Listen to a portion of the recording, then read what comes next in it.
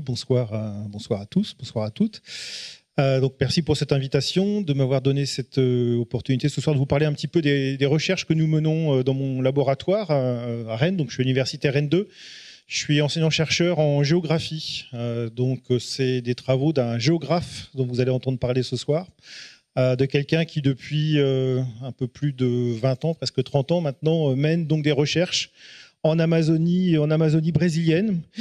Alors, c'est des recherches qui portent plutôt sur les questions d'environnement, puisque mon équipe de recherche elle est spécialisée sur les questions d'interaction nature-société à l'échelle des territoires. Donc, on a des terrains un petit peu partout dans le monde où on traite de ces questions-là.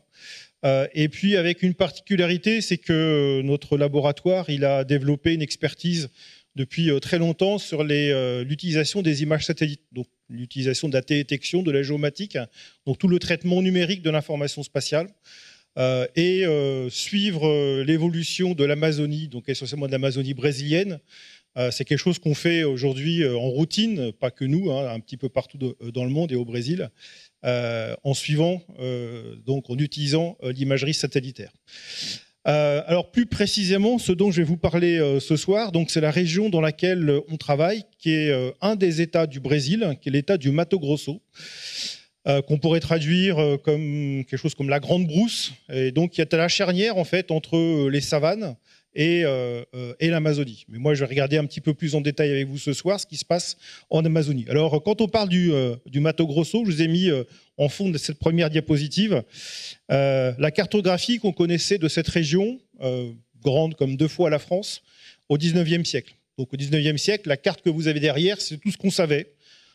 Donc, à plusieurs reprises sur la carte, c'est écrit en portugais, bien sûr, que c'est quelque chose à l'intérieur qui n'est pas connu. Certains ont desconocido, donc on traduirait ça comme l'intérieur qu'on ne connaît pas. Donc le cartographe, en fait, sur une bonne partie de ce territoire continental, il ne savait pas ce qui se passait. On savait qu'il y avait des Indiens, qu'il y avait des fleuves, qu'il y avait peut-être des montagnes, mais on ne savait pas grand-chose.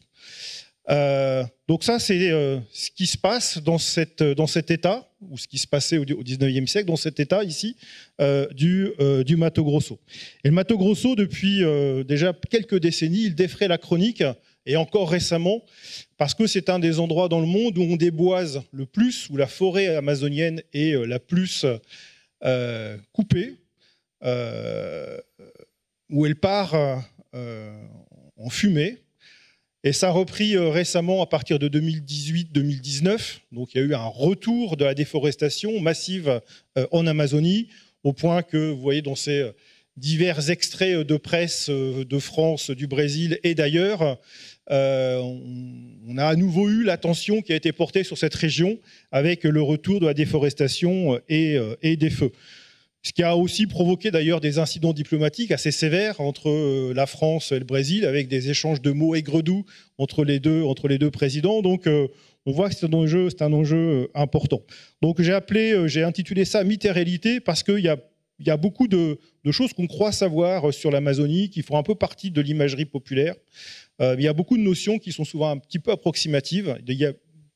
On trimballe avec l'Amazonie beaucoup de choses qui ne sont pas tout à fait exactes, ou plus précisément qui sont un petit peu plus complexes quand on va sur le terrain, quand on discute avec les gens sur place, qui nous font porter un regard un petit peu différent de celui qu'on pourrait porter un petit peu rapidement.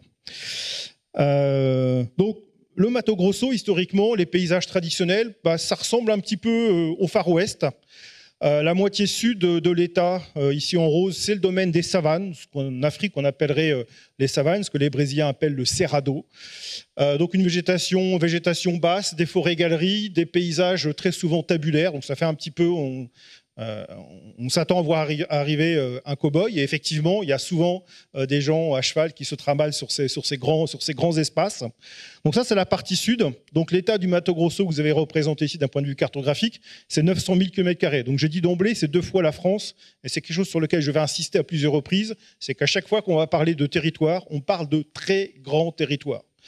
Et donc les chiffres en Amazonie, ils donnent toujours un petit peu le tournis, et à chaque fois, il faut rappeler les chiffres en valeur absolue et relative pour bien savoir ce dont on parle. Et voilà. Et la forêt amazonienne ne va pas disparaître demain. Ça, j'aurai l'occasion d'y revenir. Et donc la partie nord de l'État, c'est celui dont on va parler un petit peu plus ce soir, c'est l'Amazonie. Donc on commence à rentrer dans le domaine amazonien, la forêt dense avec les grands arbres. Alors j'avais dit qu'il y aurait certaines photos qui passeraient mal avec les lumières des projecteurs, donc je suis désolé pour ça.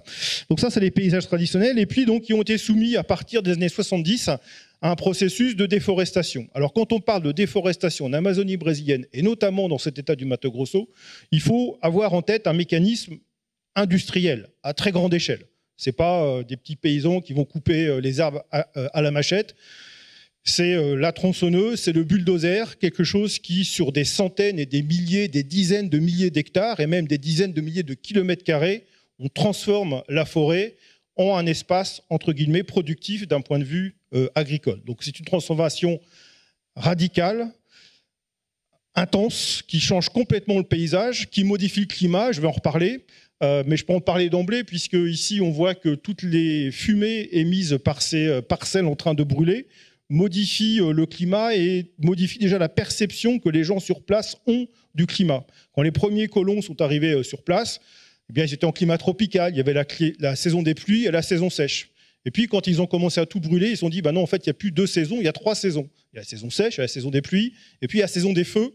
En fait, à la fin de la saison sèche, quand tout le monde met le feu aux arbres qu'ils ont coupés pendant la saison sèche, en fait, pendant 2 mois, en fait, vous suffoquez dans un espèce de brouillard. Encore il y a 3 ans, l'ancien président brésilien qui a été battu aux dernières élections, qui devait se rendre dans une des villes de cet État, son avion n'a pas pu se poser parce qu'il y avait tellement de feu que le pilote ne voyait pas la piste et donc il a dû faire demi-tour et ne pas se poser. Donc on voit quelque chose qui vraiment concerne une très, très grande échelle. Et l'histoire ne s'arrête pas là. Et donc, ce que je vais vous raconter aussi, c'est que derrière, il y a autre chose qui se met en place. Donc, la forêt est remplacée par un espace agricole productif dans le cadre de ce qu'on appelle la colonisation agricole, où en gros, vous allez avoir 3 types de paysages qui se mettent en place. Donc, ce que je vais vous détailler un petit peu plus, les 3 photos du haut vous montrent ce qu'on appelle la petite colonisation, donc l'agriculture familiale, des gens qui s'installent sur des propriétés qui font 50, 100 hectares, ce qui est une petite propriété en Amazonie brésilienne. Avec des polycultures de subsistance. En fait, très souvent, ils font beaucoup d'élevage aussi. C'est l'essentiel de la population, mais en termes de surface, ça représente moins de 10% de la déforestation en Amazonie. L'essentiel du processus, il est ici occupé par le pâturage extensif. Donc l'essentiel, 80% de la déforestation en Amazonie, est suivi par la mise en place de pâturage extensif. On est très loin d'avoir une tête par hectare de bétail, donc c'est vraiment quelque chose qui est très extensif. Et les parcelles ne sont pas toujours défrichées à fond, hein, il reste toujours des souches, des troncs calcidés. Voilà, mais on met le pâturage, on clôt et on peut mettre le bétail, essentiellement pour la production de viande. Les Brésiliens sont des carnivores, c'est parmi les pays au monde où la consommation de viande par habitant est la plus élevée. Alors ça se passe souvent dans des grandes propriétés. Alors si je vous dis des propriétés de milliers, de dizaines de milliers d'hectares, alors peut-être que ça parlera à certains, mais pas à tous. Pour illustrer ça, je vous ai fait, alors je ne sais pas si vous voyez très bien, j'avais dit qu'il fallait avoir une meilleure projection, mais c'est pas grave. L'image que vous avez ici en bas à gauche, c'est une vue aérienne d'un propriétaire qui a une fazenda, donc une grande ferme, qui fait 80 000 hectares. Et ce n'est pas la plus grande, hein. Il y en a qui font plus de 100 000 hectares. Hein. Mais lui, il a dit, pour que ce soit bien clair que c'est ma propriété, je vais planter des arbres. Il a planté des eucalyptus. Et avec les eucalyptus, il a écrit le prénom de sa fille. Donc en fait, il a planté des arbres. Chaque lettre fait 800 mètres. Et les arbres sont, et quand on est allé discuter avec lui, il nous a dit, non mais c'est ma propriété, ça s'appelle Branca, parce que le nom de ma fille c'est Branca. Et je veux que les Américains, quand ils passent avec leur satellite, ils sachent que ici c'est ma propriété. Et donc j'ai écrit mon nom, enfin le nom de ma fille, sur le territoire avec des arbres. Donc la très grande propriété, c'est aussi perdre quelques centaines d'hectares juste pour inscrire avec des arbres, écrire des choses pour qu'on voit ça du ciel. Donc c'est aussi cette mentalité-là qu'il faut avoir à l'esprit quand on parle de grandes propriétés. Enfin, dernière chose dont vous avez évidemment beaucoup entendu parler, c'est que l'autre facteur de la déforestation, l'autre type de paysage agricole qui se met en place, c'est la grande agriculture capitaliste. Donc capitaliste au sens que ça fait partie d'un monde d'échange libéral, etc., sur les marchés internationaux. La grande affaire, c'est le soja. exporté un petit peu partout dans le monde. Le Brésil est le premier producteur mondial de soja et l'État du Mato Grosso est le premier État brésilien. En gros, 10% de la production du soja mondial vient de cet État. Donc c'est vraiment une grosse affaire. Tous les grands groupes nationaux, internationaux sont présents sur place. Ça amène des devises en grand nombre et en grande quantité au Brésil. Mais il n'y a pas que le soja. Il y a aussi des cultures secondaires dont j'ai reparlé, par exemple le coton, le maïs et puis d'autres choses. Donc c'est un peu cette histoire-là que je viens de résumer en guise d'introduction, que je vais vous raconter et planter un petit peu plus le décor pour voir comment finalement on est arrivé dans ces phases successives de mise en valeur d'un milieu très particulier et pourquoi est-ce que les hommes sont arrivés en Amazonie et ont décidé de la mettre en valeur de cette façon-là. En gros, en faisant table rase de la forêt et en développant le type de paysage que vous avez ici. Donc je vais le faire en 3 temps. Là, c'est le géographe qui parle, le plan en 3 parties, truc bien classique, bien académique. En voyant d'abord, en vous présentant un petit peu ce que c'est que le milieu amazonien, parce que c'est un milieu un petit peu particulier. Ensuite, je vous parlerai donc véritablement de ce qu'on fait dans le labo, c'est-à-dire comment est-ce qu'on va étudier la déforestation, comment on va utiliser les images de satellites pour quantifier ce processus et comment aujourd'hui l'État brésilien utilise les données satellitaires pour essayer de contrôler et de limiter la déforestation.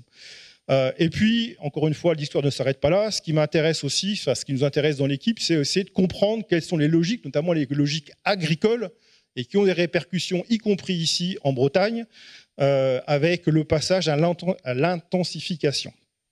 Alors la carte, elle est là ici pour vous rappeler que le Brésil est une fédération. Donc, quand on parle de pouvoir politique au Brésil, c'est un peu différent de ce qu'on a en France. Donc, les États sont des États fédérés, ce qui veut dire que les États ont plus de pouvoir que nos régions, par exemple. Donc, l'État du Mato Grosso est un des États du centre-ouest, ici. Et nous, notre région d'études, elle est sur cet axe qui s'appelle ici BR63. BR, c'est en fait ce qu'on appellerait une route nationale, hein, comme les routes américaine, donc la route numéro 163, qui est une route un petit peu mythique, hein, c'est un peu comme la route 66 aux États-Unis. Et nous, notre région d'études, elle est entourée en vert ici, donc elle est quelque part au centre-nord du Mato Grosso, à mi-distance à peu près entre Cuiabá, qui est la capitale du Mato Grosso, et Santarém, sur l'Amazone, dont je vais reparler un petit peu après. Alors, c'est grand l'Amazonie, c'est grand le Brésil. Le Brésil, c'est 8,5 millions de kilomètres carrés. En général, quand je dis ça aux étudiants, personne ne représente ce que c'est 8 millions de kilomètres carrés. Donc, pour que ça parle plus, voici le panneau. Quand on quitte Santarém par la route, sur la route 163, qu'on va vers le sud, voilà le panneau routier qui vous indique où sont les prochaines villes importantes que vous allez traverser. Donc, la prochaine capitale, Cuiabá. Donc, quand vous allez avoir descendu toute la route 163, elle est à 1767 km. C'est la plus grande ville, la plus proche, accessible par la route. Brasilia, la capitale, 2910 km. Les grandes villes du sud, Rio, Sao Paulo, 4000 km. Donc Sao Paulo et Rio ici au sud-est. Et puis la grande capitale du sud, Porto Alegre, 5000 km. Donc en clair, vous sortez de Vannes ou de Rennes, on vous donne les distances pour aller à Tamanrasset, à Bakou, ou au Cap Nord en Norvège. Bon, évidemment, en France, on n'a pas ce genre de panneau, mais pour un Brésilien, c'est normal d'avoir ce genre de distance. Donc, c'est très grand, et donc tous les chiffres que je vais vous donner par la suite, ils sont toujours très grands, et il faudra se rapporter à ces éléments, à ces notions-là. Donc, du coup, quand on parle de l'Amazonie, c'est un écosystème très riche d'un point de vue de la biodiversité, et démesuré. Donc les chiffres, ils vont être importants. Donc j'en ai retenu quelques-uns ici pour camper un petit peu le décor. Alors on pense toujours biodiversité. Alors je suis pas biologiste, donc je vais prendre un chiffre arrondi en disant que c'est à peu près 20% de la biodiversité mondiale. Que ça fasse 15 ou 22, c'est pas trop mon débat, mais en gros c'est 1/5 de la biodiversité terrestre. L'ordre de grandeur, c'est à peu près 15% des eaux douces. Donc 15% des eaux douces hors des glaciers. Donc j'enlève les océans, j'enlève les glaciers. Ce qui reste, 15%, c'est le seul fleuve Amazon. Donc c'est de très loin le plus grand fleuve du monde. C'est la plus grande forêt tropicale. C'est pas la plus grande forêt du monde, mais la plus grande forêt tropicale, et de très loin aussi. Et après, l'Amazonie, ça dépend un petit peu comment on la définit, puisque la définition de l'Amazonie, elle peut être au moins de 3 types. On peut décrire l'Amazonie comme l'espace forestier amazonien, donc le biome amazonien. C'est un peu plus de 6,5 millions de kilomètres carrés, donc une définition qui est plutôt fondée sur la végétation. On peut définir l'Amazonie par rapport au bassin versant de l'Amazone, et là, les limites ne sont pas tout à fait les mêmes. Et puis, on peut définir l'Amazonie de façon légale. Et en fait, la plupart des États, le Brésil, mais les autres États amazoniens, définissent souvent en fait, l'Amazonie comme une limite administrative légale en tant que périmètre d'intervention, où vous aurez des aides publiques spécifiques, des prêts garantis par l'État ou par les banques avec des systèmes d'intervention différents.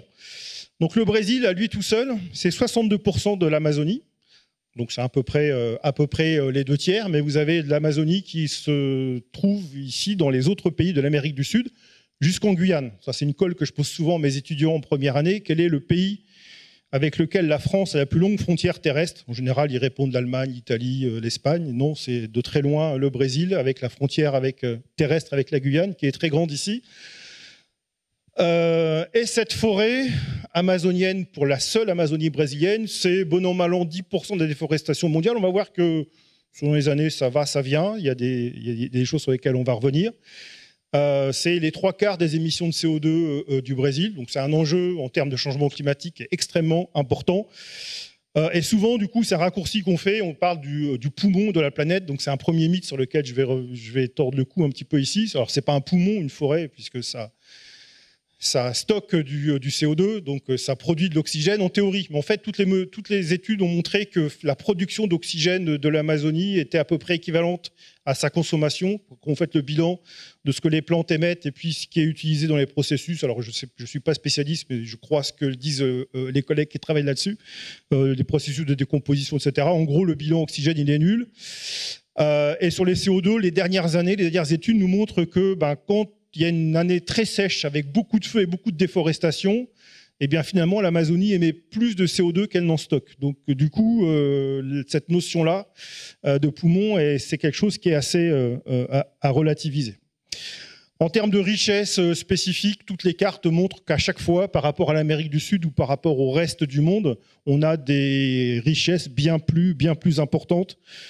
Alors c'est compliqué. Alors en plus c'est pas mon domaine. Moi je suis pas biologiste, mais voilà des statistiques qui vous disent à quel point il y a une densité, une diversité en termes de moustiques, d'oiseaux, d'arbres.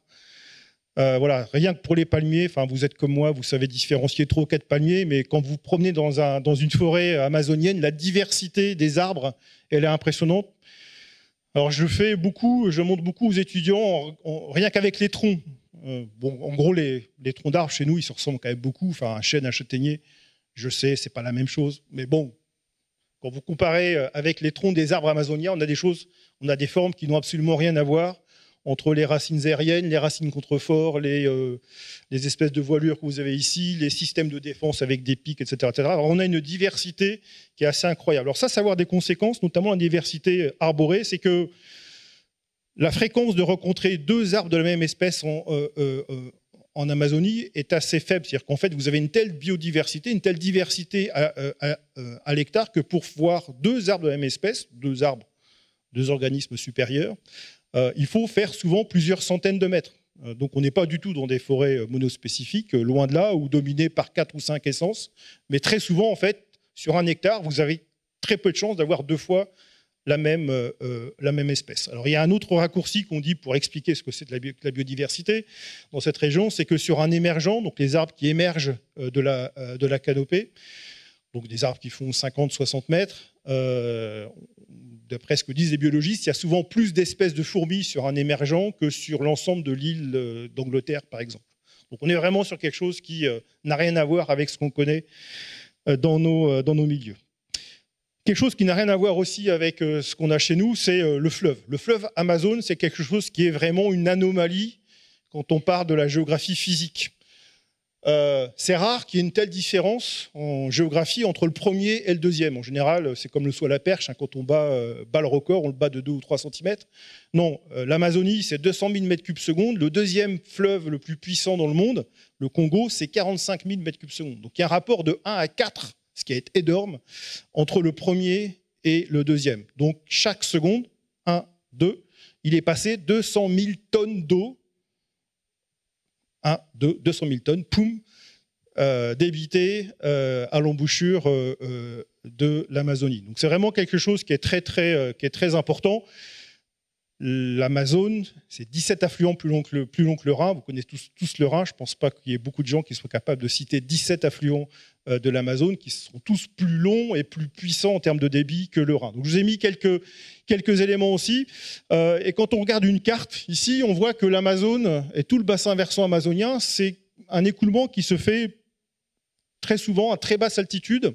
C'est un pays de plaine. Hervé Théry, le collègue qui travaille, un des spécialistes français du Brésil, dit que le Brésil, c'est un pays horizontal. C'est-à-dire qu'il n'y a pas beaucoup de relief très, très prononcé. C'est le cas de l'Amazone, alors sauf dans la partie amont, où elle prend sa source dans la cordillère des Andes. Mais en fait, très vite, elle coule dans la plaine. Quand l'Amazone arrive à la frontière entre le Brésil et le Pérou, elle est à 65 mètres d'altitude. Alors, moi, je suis à Rennes 1 ou à Rennes 2, on est à peu près à 60 mètres d'altitude. Donc, je dis à mes étudiants, vous voyez, là, on est à 60 mètres d'altitude. Ben, imaginez que l'Amazone, à 3000 km de son embouchure, elle n'est plus qu'à 60 mètres d'altitude. À Manaus, la grande ville ici du milieu, elle n'est plus qu'à 25 mètres d'altitude. Et la profondeur du lit de l'Amazone par endroit est parfois de 40 mètres. C'est-à-dire qu'à 2000 km de son embouchure, l'Amazone coule déjà en partie en dessous du niveau de la mer. Et elle est loin d'y arriver puisqu'il lui reste encore 2000 km. Donc on est vraiment sur des choses qui sont même assez incroyables. Autre façon d'illustrer ça, donc je vais commencer à utiliser un peu d'images satellites, c'est de regarder un petit peu justement ce qui se passe à la confluence à Manaus entre le Rio Solimões. Donc, alors l'Amazone est tellement longue qu'elle change 4 fois de nom entre sa source et l'embouchure. Donc elle va reprendre au Brésil le nom d'Amazone qu'à partir de la confluence ici à Manaus avec le fleuve Noir, avec le Rio Negro. Donc ça, c'est une image satellite Landsat. En vert, la forêt. En rose, les espaces défrichés, la ville de Manaus. Donc Manaus, c'est une ville qui fait 3 millions d'habitants. Vous voyez l'échelle ici. Donc l'aire urbanisée de Manaus, c'est à peu près un carré qui fait 20 km sur 20 km. Donc c'est une grande ville. Et vous avez donc ici les deux fleuves qui arrivent. L'image satellite montre bien deux choses, la taille des fleuves et la couleur qui est différente. Alors la taille, le Solimões, ce qui va devenir l'Amazone, vous voyez qu'on est déjà entre 5 et 10 km de large. Et son affluent de rive gauche, le Rio Negro ici, c'est 30 à 40 et même par endroits 50 km de large. Donc de Rennes à Saint-Malo, il n'y a pas de pont évidemment, mais vous traverseriez juste le fleuve Rio Negro. Donc il s'appelle Rio Negro, donc le fleuve noir, parce qu'il a coulé essentiellement en forêt. Donc c'est des eaux chargées en acides humiques, donc une teinte très, très noire. Alors vous devriez le voir sur la photo. Donc là c'est pris quelque part par ici d'avion. Vous avez Manaus sur la droite, le Rio Negro, le fleuve noir qui arrive ici, et le Solimões, donc ce qui va devenir l'Amazone, qui lui a une couleur, alors pas bleue comme l'image satellite, mais plutôt une couleur ici un peu café au lait, parce qu'elle est chargée de sédiments. Elle vient de la cordillère des Andes, donc elle est chargée, il y a eu de l'érosion, elle est chargée de sédiments, et donc c'est une des grandes curiosités touristiques à Manaus, c'est que le fait que les deux fleuves en fait vont couler côte à côte pendant plusieurs dizaines de kilomètres, et les eaux de densités différentes ne vont se mélanger que très progressivement. Et ça, on a ça assez fréquemment en Amazonie, et là aussi, les collègues biologistes qui travaillent sur ces milieux-là disent que les espèces qu'on va trouver dans les deux fleuves n'ont rien à voir les unes avec les autres. On est sur des écosystèmes différents qui s'interpénètrent peu.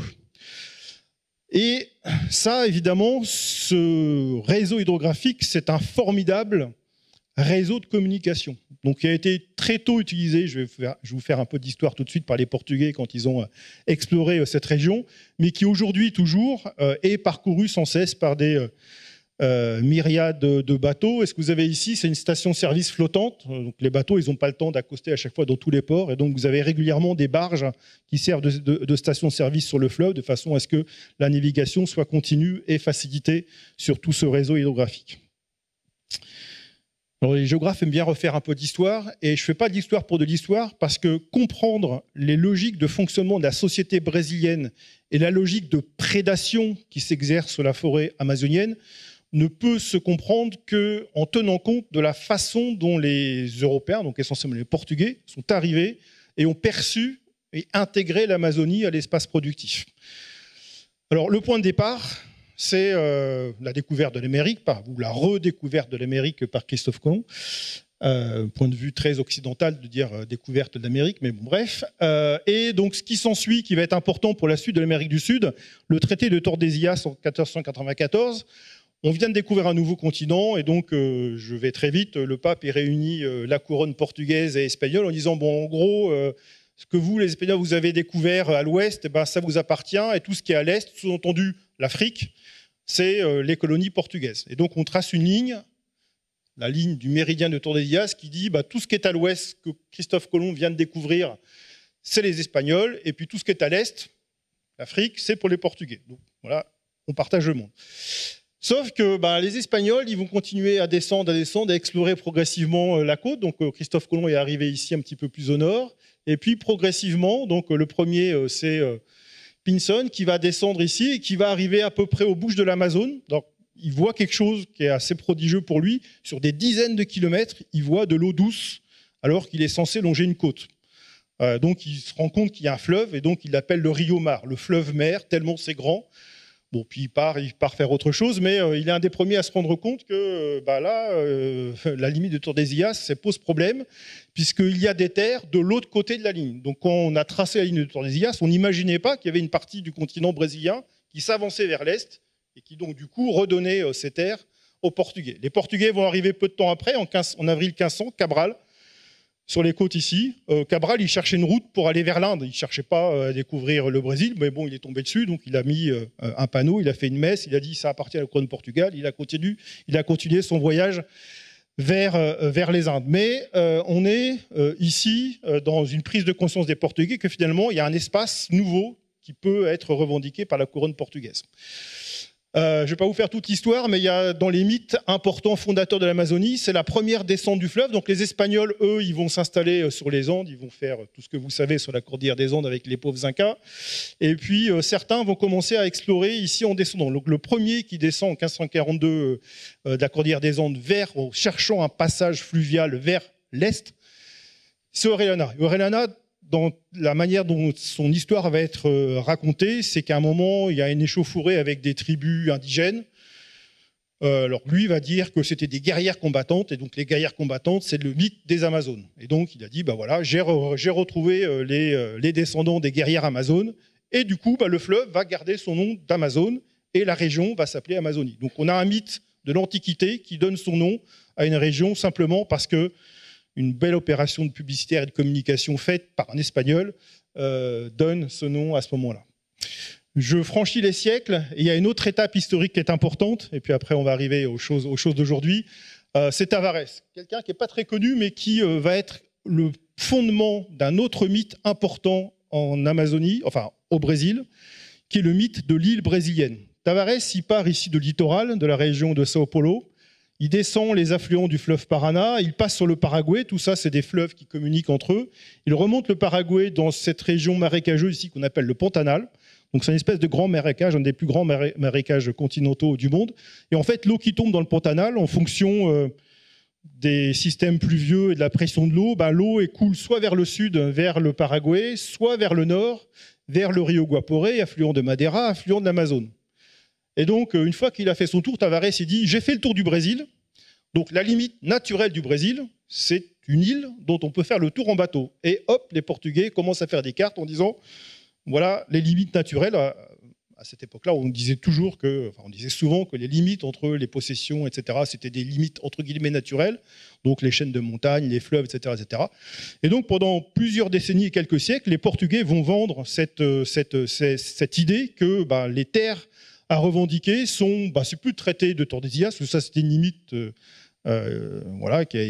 qui avait fait son temps, mais qui avait des limites naturelles et qui étaient ces limites fluviales. Ce qui donnera lieu à toute une série de guerres, d'échauffourées. Si vous avez vu le film Mission, où on retrace un petit peu ces luttes, ces querelles entre les Jésuites, les Portugais, les Espagnols, et en général les Indiens qui finissent tous par se faire massacrer, qui se passent dans cette région ici. C'est un petit peu tout ça. Donc le dernier mythe qui est créé au 15e, 16e siècle, c'est le mythe de l'Eldorado.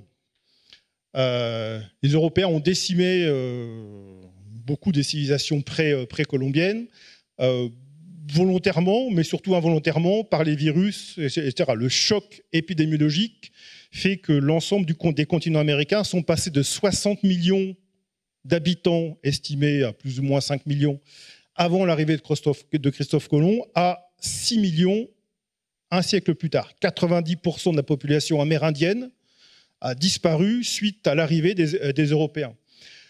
Et donc, ça a laissé libre cours à plein de choses. Donc, on a trouvé l'or, l'argent des Aztèques, des Mayas, etc. Et puis, très vite, en fait, il y a d'autres mythes qui ont surgi. Le mythe de l'Eldorado. Quelque part caché dans la forêt, il y a un lac sacré au milieu duquel se trouve une île. Et sur cette île, il y a une ville entièrement construite en or, l'Eldorado, que des générations d'explorateurs chercheront et ne trouveront jamais. Ça fait partie des nombreux mythes qui jalonnent l'Amazonie. Alors, vous allez me dire, le soja dans tout ça.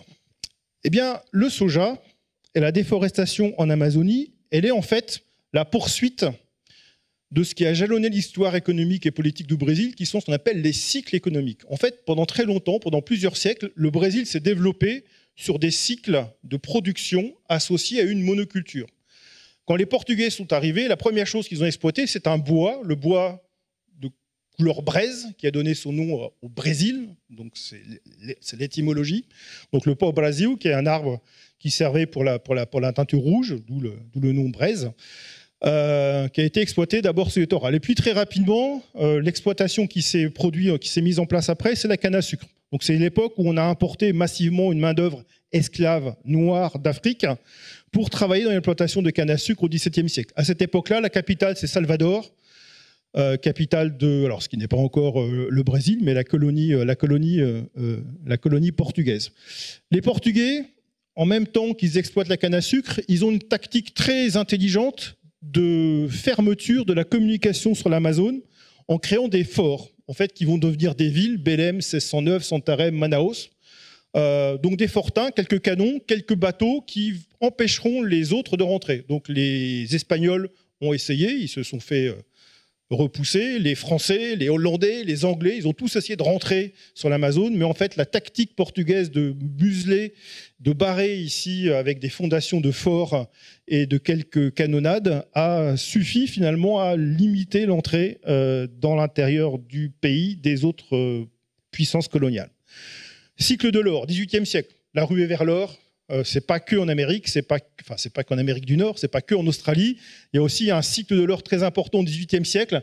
C'est l'époque où est fondée Cuiabá, donc la ville qui va devenir la capitale de l'État du Mato Grosso. On découvre de l'or au début du XVIIIe siècle. C'est à cette époque que la capitale change. On passe de Salvador à Rio de Janeiro, qui devient la capitale du Brésil. La ville la plus importante, c'est celle où on exporte l'or qu'on trouve dans l'intérieur du Brésil. Et puis les derniers cycles qui vont nous amener progressivement vers l'histoire moderne, c'est le cycle du café. Donc les fronts pionniers du sud du Brésil et de l'Argentine et de l'Uruguay du fin 19e, fin 20e siècle, et qui voient arriver une nouvelle population. Pendant très longtemps, le peuplement du Brésil, c'était plutôt une émigration portugaise, puis une main-d'œuvre esclave noire venant d'Afrique. 19e, 20e siècle, c'est l'époque où l'Europe exporte dans le monde entier son surplus démographique. On est en pleine transition démographique. Et donc, on voit arriver des Portugais, mais surtout beaucoup d'Italiens, d'Allemands, d'Ukrainiens, de Polonais, qui vont arriver dans tous ces territoires ici du Sud. Et donc, qui vont essentiellement produire du café. Et donc, les fronts pionniers qui s'installent dans cette région-là, ils sont importants parce que c'est eux qui vont poursuivre cette mentalité pionnière d'installation, d'ouverture de nouvelles terres. Je coupe la forêt, j'installe des nouvelles productions et je gagne de l'argent comme ça. Et ils sont arrivés fin 19e, début 20e. Les grandes vagues de migration continueront juste après la Première Guerre mondiale. Et en fait, c'est leurs petits-enfants ou leurs arrière-petits-enfants qui vont perpétuer la tradition et migrer vers les fronts pionniers de l'Amazonie dans les années 70. Donc c'est une continuité socio-culturelle.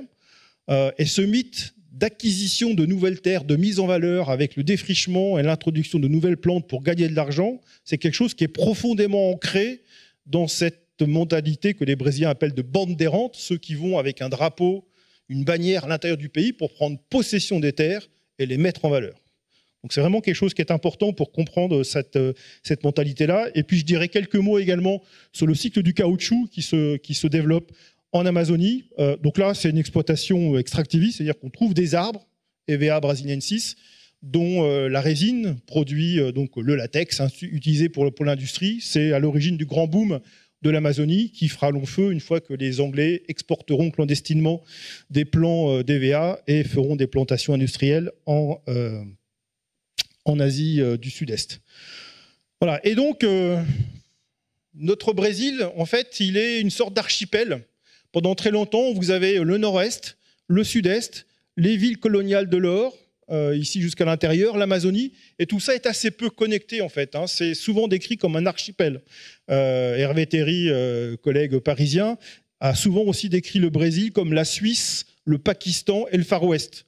La Suisse, c'est les États riches du sud, le Pakistan, c'est les États pauvres soumis à la sécheresse du nord-est, et le Far West, eh bien, c'est l'histoire que je vais continuer à vous raconter tout de suite, celle qui va se mettre en place, en fait, essentiellement à partir des années 70. Parce que dans tout ce que je viens de vous raconter, finalement, la forêt amazonienne, elle n'a pas subi beaucoup de transformations. Jusqu'aux années 60, la déforestation est assez limitée. La mise en valeur est limitée le long des fleuves, des principaux axes de communication à l'intérieur du pays. Et finalement, la forêt reste pour l'essentiel relativement peu défrichée. Pourquoi ça change? Pour plusieurs raisons, et essentiellement pour des raisons politiques ou géopolitiques. Donc les gouvernements populistes de Vargas entre les deux guerres, le retour des militaires en 1964, font qu'il y a une espèce de mythe, encore une fois, qui se crée comme quoi, si on n'intègre pas l'Amazonie, on va nous envahir. Enfin, les militaires imaginent que le Venezuela ou la Bolivie va attaquer le Brésil, la France peut-être à partir de la Guyane, avec ses grandes visées impérialistes. Voilà, donc il y a une espèce de délire un petit peu géopolitique qui se met en place, et donc pour ne pas perdre l'Amazonie, pour ne pas la brader, il faut l'intégrer. Et donc on va mettre en place deux structures, enfin une structure et après un programme très important, la Superintendance de développement de l'Amazonie qui va développer les grands projets d'élevage. Donc les premières incitations financières pour coloniser l'Amazonie, c'est distribuer, plutôt vendre des grandes propriétés, donc dans le système extensif dont je vous ai parlé précédemment, avec des capitaux et des appuis de capitaux de l'État fédéral. Donc c'est à cette époque-là, à partir des années 60, que se mettent en place ces grandes structures de propriété avec ces grandes fazendas, ces grandes fermes, ces grands ranchs extensifs, voilà, donc qui survivent toujours. Aujourd'hui, il y a encore une fois, c'est 80% de la déforestation, donc c'est vraiment le point important. Voilà, et donc on va retrouver un petit peu partout dans l'état du Mato Grosso. Alors, quand on parle d'élevage extensif, il y a des choses qui sont catastrophiques, comme ce que vous avez ici. Donc là, on a fait clairement table rase, et on voit comment la législation environnementale qui pourtant existe au Brésil n'est pas respectée. Puisque théoriquement, tous les cours d'eau, vous en avez ici, on devine même la zone humide ici, théoriquement ça devrait rester en forêt, c'est la loi brésilienne, le propriétaire ne l'a pas respectée. On devine ici des pentes un petit peu plus fortes, ça ne devrait pas être défriché, le propriétaire ne l'a pas respecté. Donc on voit ici des propriétés qui sont clairement en infraction totale par rapport à la législation environnementale. Et puis on voit des choses un petit peu plus respectueuses. Donc si je prends cette propriété-là, qui est une autre fazenda, il y a 100 km d'écart entre les deux propriétés. Donc on voit ici que des arbres ont été préservés. Ces arbres-là, ils sont protégés. Donc ce sont les châtaigniers du Para. Donc ils sont protégés par la loi, on n'a pas le droit de les couper. Donc là, ils ont tous été coupés. Là, ils ont été préservés. On devine qu'il y a des cordons forestiers qui sont préservés. Pourquoi je vous dis ça? Parce qu'il ne faut pas imaginer que tous les propriétaires exploitant l'Amazonie sont tous des cupides propriétaires qui ne pensent qu'à défricher et faire n'importe quoi, hein, comme ils sont souvent présentés, mais que, comme un petit peu partout dans le monde, il y a des gens qui ne font pas attention et qui se comportent de façon, voilà, comme pour dégrader l'environnement de façon très, très, très, très nocive. Et puis, il y a des gens qui, en toute légalité, font des choses qu'ils ont le droit de faire. Et ça, c'est pas interdit. Défricher en Amazonie, c'est pas interdit. C'est dans un certain périmètre, sur certaines terres, avec une certaine proportion. Donc, la première grande affaire, c'est les fazendas d'élevage. La deuxième grande affaire, c'est les routes. Ce qui va véritablement changer complètement le paysage amazonien, c'est l'ouverture des routes transamazoniennes. Donc la transamazonienne, d'est en ouest, et les routes perpendiculaires, dont ma fameuse BR 163, qui sont ouvertes dans les années 70. Donc le programme d'intégration nationale qui ouvre ces voies de colonisation et qui vont permettre l'arrivée des colons dans cette région. Donc dans ce qui nous intéresse ici, 3 des villes dont je vais parler plus en détail maintenant, où on va regarder le processus d'un petit peu plus près. L'ouverture des routes, ce n'est pas une mince affaire. Parce qu'il faut couper les arbres, il faut éviter qu'ils repoussent, et puis une fois qu'on a enlevé les arbres, on se rend compte qu'il y a des micro-reliefs. Je vous ai dit tout à l'heure que l'Amazonie, c'était tout plat, mais en fait, il y a une micro-topographie avec plein de fleuves qui sont tout petits en saison sèche, mais qui en saison des pluies, sur des ouvrages d'art de ce type-là, créent des dégâts assez importants avec des crues, des submersions. Donc très souvent, il y a des systèmes de bacs qui sont mis en place parce que ça coûte trop cher de faire des ponts, etc. Donc vous avez ce genre de choses qui se mettent en place. Alors, la petite pancarte, j'ai laissée parce qu'elle montre un petit peu le prolongement de la mentalité de conquérant. Regardez les noms qui sont inscrits sur cette pancarte. El Mundo, Novo Mundo. Donc, c'est les villes qui ont été créées dans cet état du Mato Grosso avec l'arrivée des colons. Nouveau Monde. Novo Progresso. Nouveau Progrès, je pense qu'il n'y a pas besoin de traduire. Alors, c'est Sogno, là, il faut que je traduise, c'est Castelo do Sogno, c'est le château de mes rêves. Il y a très souvent aussi des appellations, connotations religieuses, puisque vous savez que les églises protestantes sont très fortes au Brésil. Vous avez plein de noms, Nouvelle-Jérusalem, Nazareth, enfin bon, plein de noms à cette consonance-là, donc qui montrent à la fois l'origine culturelle des gens et aussi pourquoi ils sont arrivés là. Ils sont venus ici pour chercher un avenir radieux, hein, comme on disait. Donc ça se passe en 70. À partir de 70, c'est justement l'époque à laquelle commencent à arriver les moyens d'observation de l'espace. Donc sur cette Terre vue la nuit, on voit comment est-ce que la densité des villes en Europe, en Amérique du Nord est très importante et comment l'Amazonie est encore une zone relativement noire, peu occupée. Donc on reste dans un espace peu densément occupé qu'on va commencer à regarder par satellite. Le premier satellite non militaire est un satellite météo, 1960. Alors, bon, même s'il y a beaucoup de lumière, on voit que l'image n'est pas d'une très grande qualité. Les satellites que vous connaissez sont les satellites géostationnaires, ceux qui servent à la prévision météorologique. Donc ça commence dans les années 70, mais ce n'est pas une résolution, comme ils sont très hauts, ils n'ont pas une résolution spatiale très importante. Et ce qui est important pour nous, pour ce qui va suivre, c'est les satellites d'observation de la Terre. Donc le premier, c'est un satellite américain, Landsat 1, 1972. Donc à un moment où la forêt est en vert, on commence à voir les routes qui sont ouvertes. Et donc, quasiment en même temps qu'on met en valeur l'Amazonie avec des défrichements intensifs, en même temps, on commence à voir les observations par satellite qui vont nous permettre de suivre, d'accompagner et d'anticiper, on va le voir, l'expansion de la déforestation. Donc, le modèle que met en place le gouvernement brésilien est un modèle géométrique. J'ouvre une route, j'installe les colons de part et d'autre, ils ont des parcelles perpendiculairement réparties, et chaque année, nos petites familles là, qui viennent du sud ou du nord-est, elles coupent quelques hectares, 4, 5 hectares, et donc pour défricher leurs 50 ou 100 hectares, ça prend une dizaine ou une vingtaine d'années, selon les propriétés. Et donc régulièrement, vous avez des routes qui sont implantées comme ça, et donc ça va générer ce paysage en arête de poissons, où de façon rythmée, vous avez espace défriché, forêt, espace défriché, forêt, espace défriché. Et donc au fur et à mesure, on voit comment la déforestation gagne de part et d'autre des routes. Donc 1984, 1994, on verra la forêt en jaune, les espaces défrichés, donc avec cette logique-là de progression de la déforestation vers l'intérieur des propriétés. Donc qui peut être quantifié assez facilement. Et donc on voit le résultat 2020. Donc les arêtes de poissons, elles ont quasiment disparu, puisque en gros, tous les propriétaires sont arrivés au bout de la déforestation de leur parcelle. Donc leurs 50 ou leurs 100 hectares, ils ont tout défriché. Et donc, on a ce type de paysage qui apparaît ici.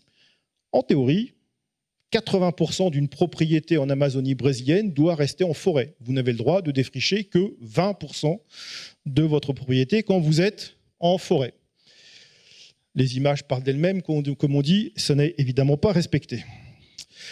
Alors, ce n'est pas respecté dans les grandes propriétés, ça ne l'est pas non plus dans les petites propriétés. Et ce n'est pas politiquement correct, mais souvent, la forêt est mieux préservée dans les grandes propriétés, où il y a des grandes parcelles de forêt qui subsistent, que dans la petite propriété, où simplement les gens, pour gagner leur vie, il faut qu'ils défrichent tout. Parce que sinon, sur 50 ou 100 hectares, beaucoup d'économistes ont même démontré qu'avec 200, 300 hectares, vous êtes à la limite du seuil économique pour pouvoir continuer à vivre correctement en Amazonie. Donc là, je vous ai mis quelques petits exemples de comment s'installent les colons au début. donc sur ces fronts pionniers. Donc voilà, on est encore avec la forêt autour, c'est des habitations qui sont très précaires. Et puis au bout de 20 ou 30 ans, le paysage était très déforesté. Hein. La forêt, elle a quasiment disparu. Enfin, il reste quelques arbres par-ci par-là. Et ce qu'on a très souvent en fait dans ces exploitations familiales, c'est des cultures de subsistance autour de la maison, une culture commerciale du café, et puis tout le reste c'est du pâturage, parce que finalement c'est le meilleur rapport en termes économiques dans cette région. Alors j'ai opposé deux modèles, la grande propriété et la petite propriété. Mais en fait, très souvent, ce qu'on voit sur les territoires, dans les communes brésiliennes, c'est une juxtaposition. Alors là, un autre exemple dans le Mato Grosso, c'est une colonisation privée. Alors, ce que je vous ai montré jusqu'avant, c'était les grandes propriétés privées, puis les systèmes de colonisation publique avec les arêtes de poissons. Le Mato Grosso, il a fait encore autre chose. Il a dit, je vais vendre des terres à des grands groupes. Donc le groupe Indeco, par exemple, il a acheté 1 million d'hectares. Voilà, donc ce que vous avez ici, ça représente à peu près 4 départements français. Hein, donc c'est toute la zone qui a été acquise par cette société de Sao Paulo, qui a fait ouvrir une route et qui a fondé sa ville, Alta Floresta, donc une des régions sur lesquelles on travaille. Donc en 75, ils ont ouvert la route, pardon. En 76, ils ont fait une grande messe avec tous les gens qui étaient déjà arrivés, les premiers colons. Ils ont fondé la ville. Et puis, ils ont commencé à ouvrir des routes secondaires pour défricher. Donc, la forêt est en vert, le fleuve est en noir, et les espaces défrichés, la ville est ici en rouge. Vous avez les routes principales en orange, et puis, progressivement, la déforestation qu'on a pu suivre par satellite, 1980, 1985, 1990, 95, 2000, 2010. Il n'y a pas besoin que je repasse l'animation, vous avez vu ce qui s'est passé. Donc, on est passé d'un espace qui était entièrement en forêt, dans un espace où la forêt représente un peu moins de 40% de l'espace ici, et où donc quasiment toute la région a été mise en valeur. Et je vais revenir juste un petit peu en arrière pour vous montrer qu'il y a une très grande diversité. Voilà la petite propriété en arête de poisson, voilà, on la devine ici, et voilà des grandes propriétés d'élevage, et puis voilà des propriétés moyennes. Donc en fait, très souvent, il y a une juxtaposition de choses très différentes. Encore une fois, les colons en Amazonie, leurs systèmes de production sont plus divers que ce qu'on veut bien souvent nous raconter. Voilà, donc ça a été à l'origine d'un basculement de la géographie de l'Amazonie, où on est passé de l'Amazonie historique des fleuves, celle que je vous ai raconté l'histoire, et puis ce qui est devenu aujourd'hui l'Amazonie des routes. Donc ici, vous avez des ronds qui correspondent aux grandes villes amazoniennes. Voilà les villes historiques, Belém, Santarém, Manaus, le long du fleuve Amazone. Et voilà les nouvelles villes sur les routes qui ont été ouvertes. Donc Alta Floresta dont je viens de vous parler, Sinop dont je vais vous parler après, les routes ouvertes sur les grands projets publics. Et donc comment est-ce que cette région, structurée au début par les fleuves, devient aujourd'hui structurée par les voies de communication modernes que sont les routes. Donc l'Amazonie des fleuves est devenue l'Amazonie des routes, et l'Amazonie de la forêt est devenue l'Amazonie des villes.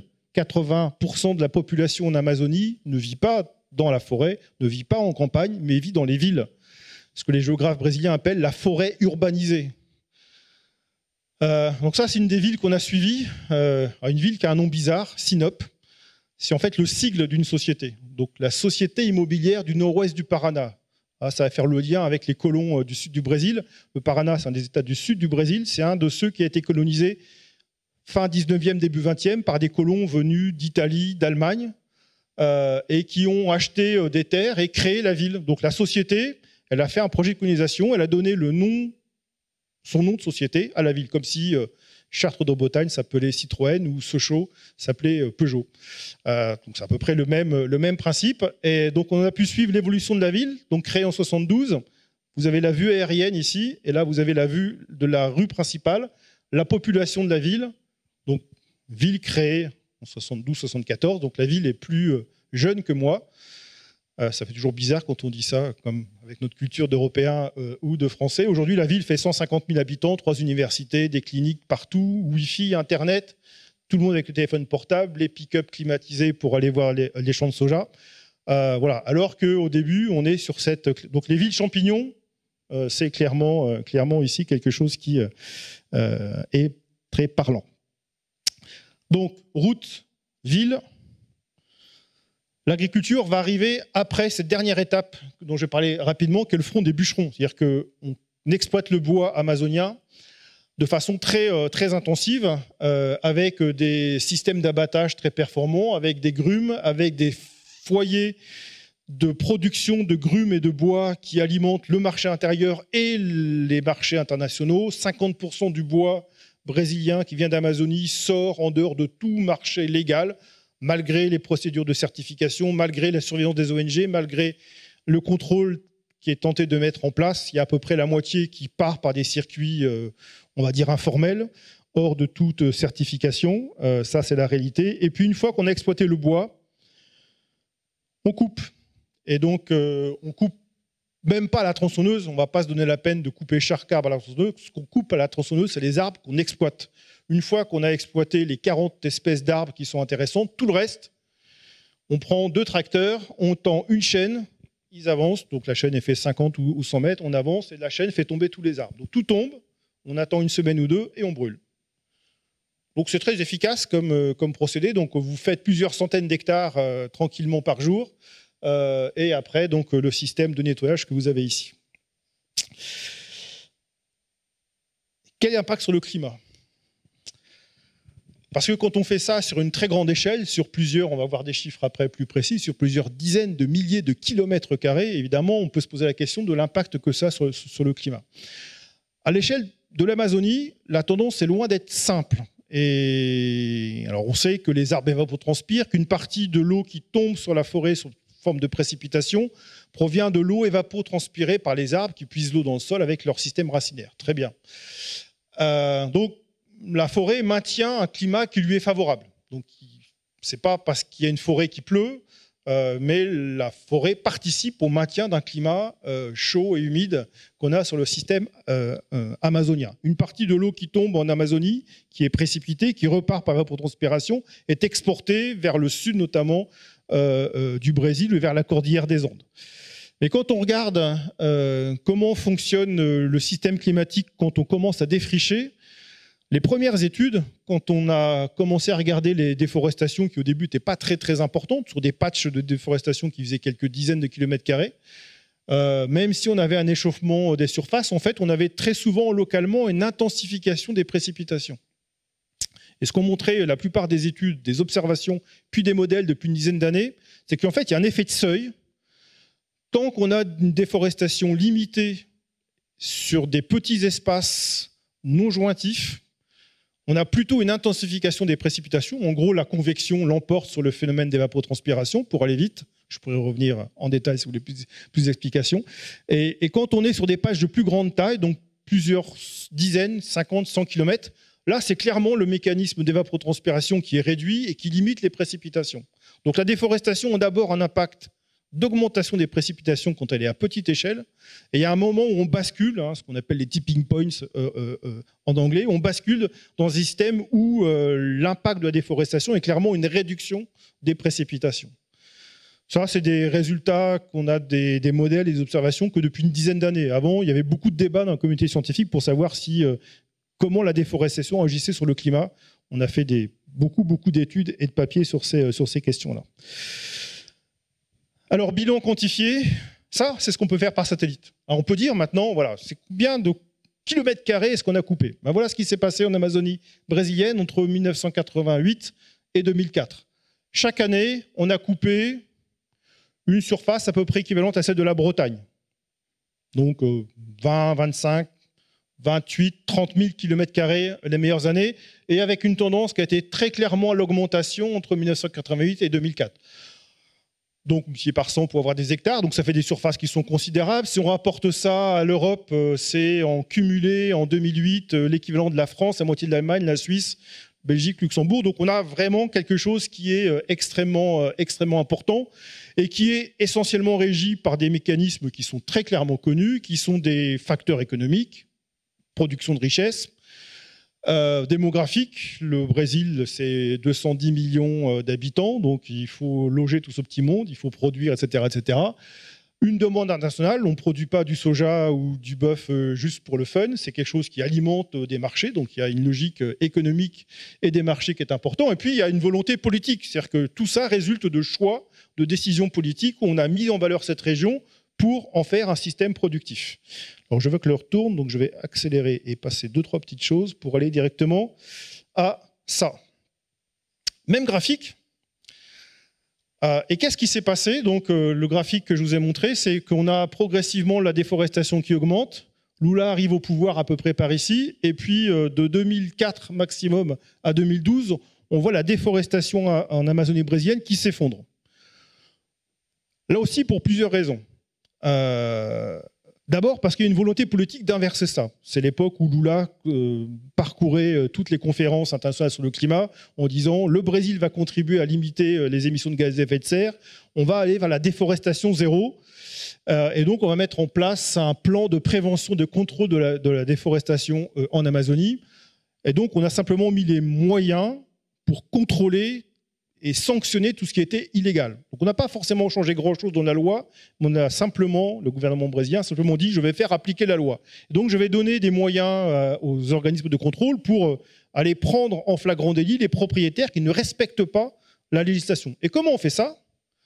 On le fait en mettant en place un système de surveillance par satellite. Donc le Brésil a lancé son agence spatiale dans un programme de surveillance en temps réel de déforestation avec des satellites qui régulièrement étaient utilisés pour quantifier la déforestation et servaient pour faire des opérations coup de poing en disant hop, hop, hop, là on a détecté qu'il y avait une déforestation qui n'était pas autorisée et donc on envoie les équipes sur le terrain pour verbaliser et prendre en flagrant délit les propriétaires. Donc ça s'est fait, y compris avec des systèmes de dénonciation, c'est-à-dire que vous aviez des sites web et les réseaux sociaux quand ils ont commencé à se développer, où on pouvait comme ça dénoncer les gens, les propriétaires qui ne respectaient pas la juridiction. Donc ça commençait à faire peser une pression sur les déboiseurs qui ne respectaient pas la législation. Dans les années 90, le gouverneur de l'État du Mato Grosso s'est vu décerner par Greenpeace le prix de la tronçonneuse d'or parce que c'était le plus gros producteur de soja, une très grande propriété où il avait déboisé allègrement sans respecter la législation, ce qui ne l'a pas empêché d'être ministre de l'Agriculture après. Mais bon, voilà. Donc voilà. On a changé de monde politique. Des décisions politiques ont eu un impact. Alors, soyons justes, il n'y a pas eu que ça. Il y a autre chose qui s'est produit.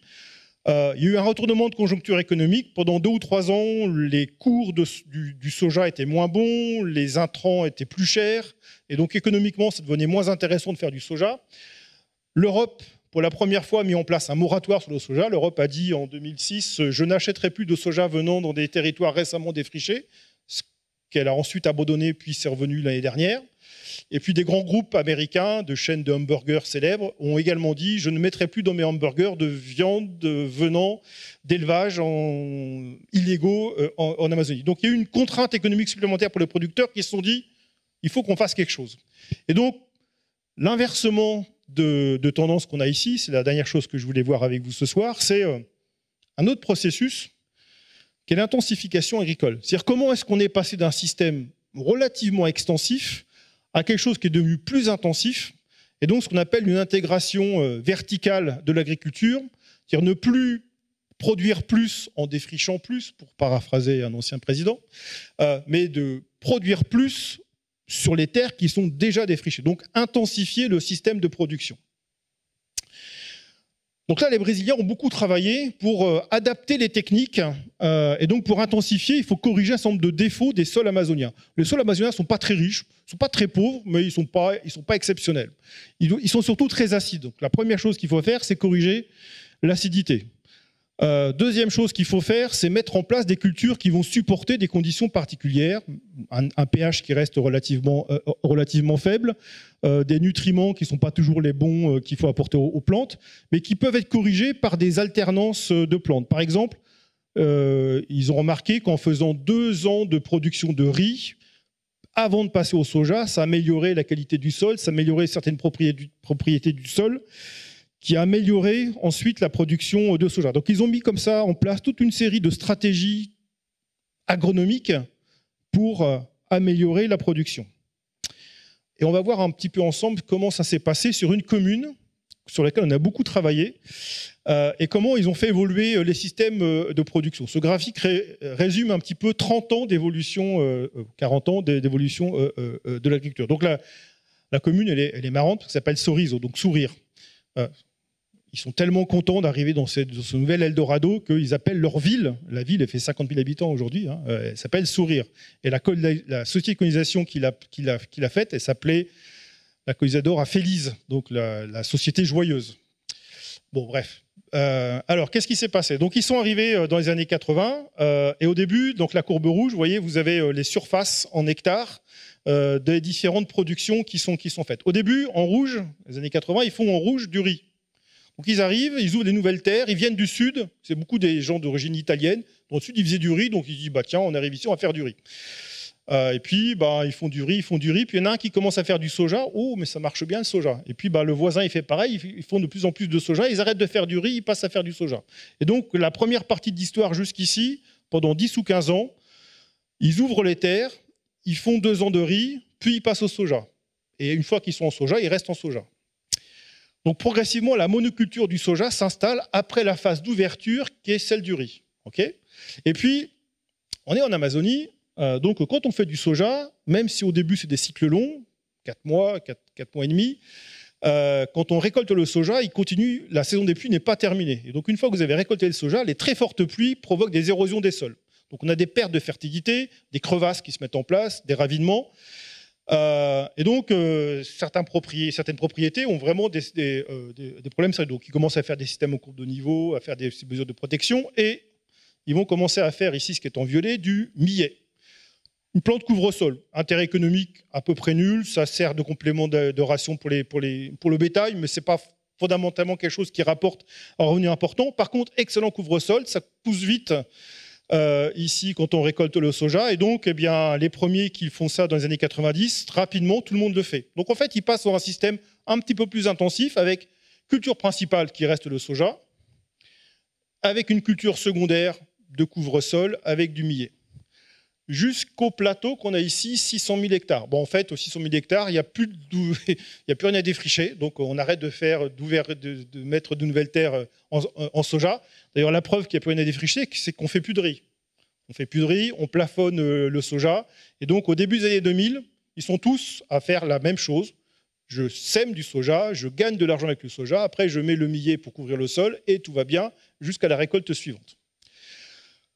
Et donc, au milieu des années 2000, on leur dit, mais attention, là, tant que vous étiez en phase d'expansion, vous ne disiez trop rien, le système vous favorisait à faire ça, mais à partir des années 2000, l'Europe dit non, non, mais moi, j'achète plus de soja sur des terres nouvellement ouvertes. Donc, ce n'est pas la peine d'aller défricher ailleurs que dans la commune de Sorriso, puisque de toute façon, on n'achètera pas votre soja. Donc, si vous voulez continuer à gagner plus, il faut intensifier. Donc, pourquoi continuer à faire une plante qui ne rapporte rien ? Alors que la saison des pluies est suffisamment longue en Amazonie, on peut faire une deuxième culture. Et donc, ils vont commencer à faire du maïs. En vert, on voit progressivement la rupture. Vous voyez, ça se passe en 2007, 2008, 2009. Progressivement, ils laissent tomber le millet et ils passent en culture secondaire, maïs, puis coton. Donc, des plantes qui vont rapporter davantage. Donc, ils vont moins défricher en intensifiant leur système. En intensifiant leur système, à coup d'engrais, de pesticides, de tout ce que vous pouvez imaginer, pour faire un système plus intensif. Et donc l'intensification, elle se marque dans le paysage par le fait que, alors je ne sais pas si vous allez voir grand-chose, mais en pleine saison sèche, tout ce qui est en marron, c'est des champs qui sont occupés par le maïs. Donc le maïs s'est répandu partout. Et l'intensification, c'est aussi accompagné de formes d'adaptation à des changements climatiques observés sur place avec des systèmes d'irrigation.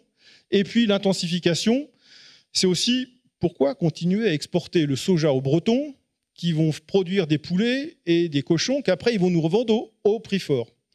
Et donc ils ont développé les élevages intensifs, utilisant directement la matière première sur place, le soja.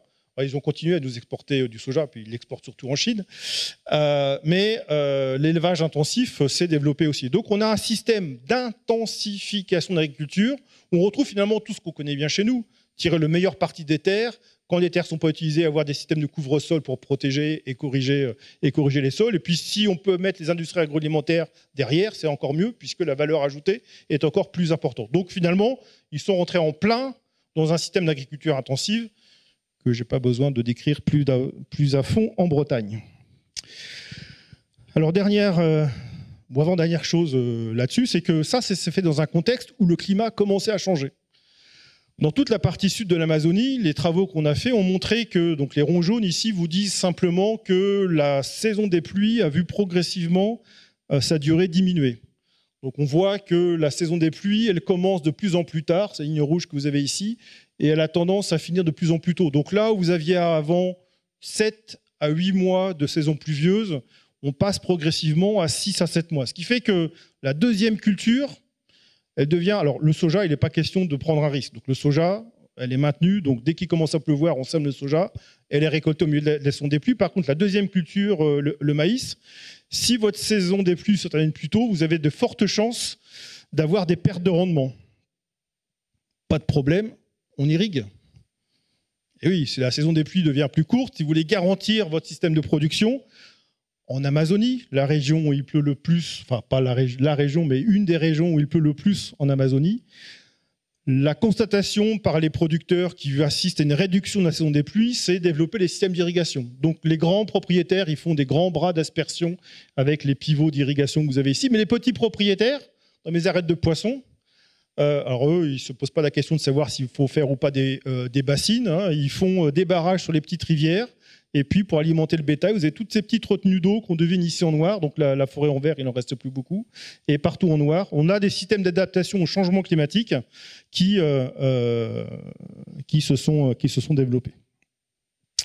Alors, Bolsonaro, pour terminer, et comment est-ce qu'on est progressivement passé, après la phase de décélération de la déforestation, à un nouveau renversement où la déforestation a repris. C'était la première image que je vous ai montrée, où 2018-2019, l'Amazonie brûle à nouveau et retourne vers un système de forte déforestation.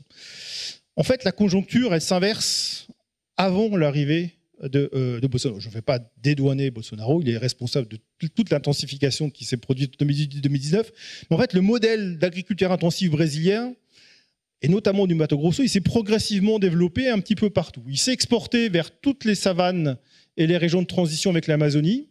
Il s'est exporté vers les pays voisins, Bolivie, Paraguay, etc. Il avance, le front pionnier continue d'avancer vers l'intérieur de l'Amazonie, de façon clandestine, de façon illégale, mais à partir du moment où la pression sur les propriétaires diminue parce qu'on fait moins contrôler la législation environnementale, on voit que tout de suite, ça peut repartir. Et ça va être favorisé par autre chose, par deux autres choses. La première, c'est les systèmes de commercialisation.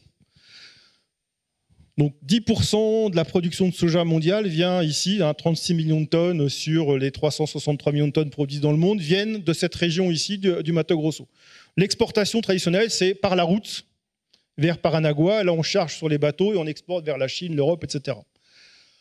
3000 km de route et des milliers de kilomètres de voies maritimes. Pourquoi se compliquer la vie comme ça, alors que, beaucoup plus près, on peut embarquer sur Santarém, l'Amazone, ce magnifique fleuve et cette voie de communication dont je vous ai vanté les mérites tout au début, vers une route qui existe, la route 363, mais qui, jusqu'au début des années 2000, n'était asphaltée que dans la partie sud. Et la partie ici n'était pas asphaltée. Pourquoi ? Parce que c'était un peu plus profond en Amazonie, c'est plus humide, c'est plus compliqué.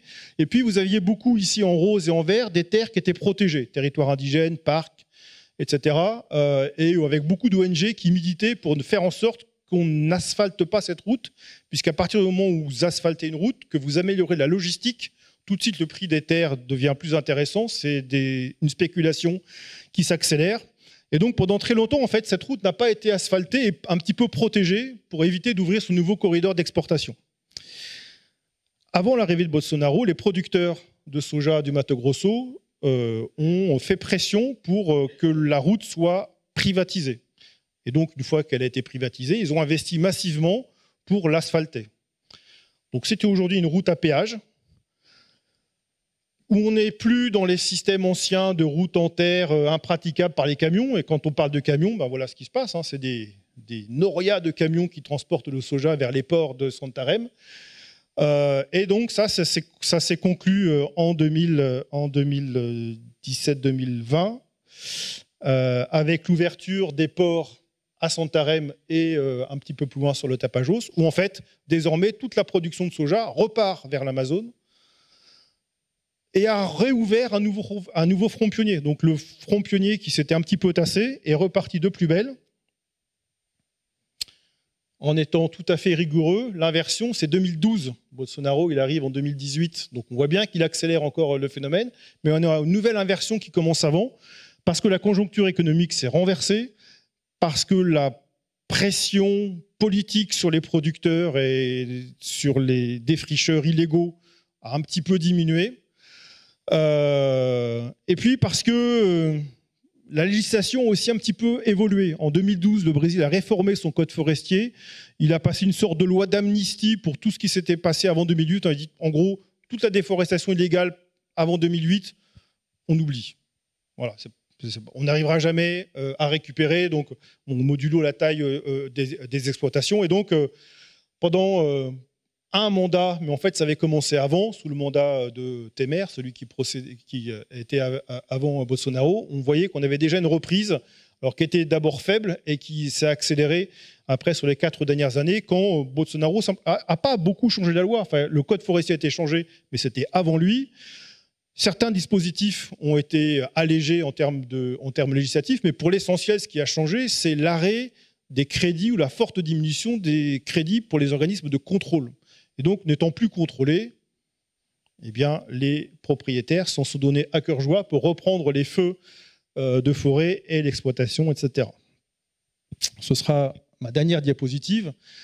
Fin 2022, nouveau changement. Bolsonaro battu par le retour donc, de Lula au pouvoir, avec toute une série de choses un petit peu symboliques. Quand Lula arrive au pouvoir, quand il monte sur les marches du palais, il est accompagné d'un cacique indien, donc pour remettre au devant de la scène la question indigène et la protection des terres indigènes, et Marina Silva, qui était une des grandes artisanes de la lutte contre la déforestation dans les années 2000, la mise en place du programme dont je vous ai parlé précédemment, qui est une militante écologique de longue date.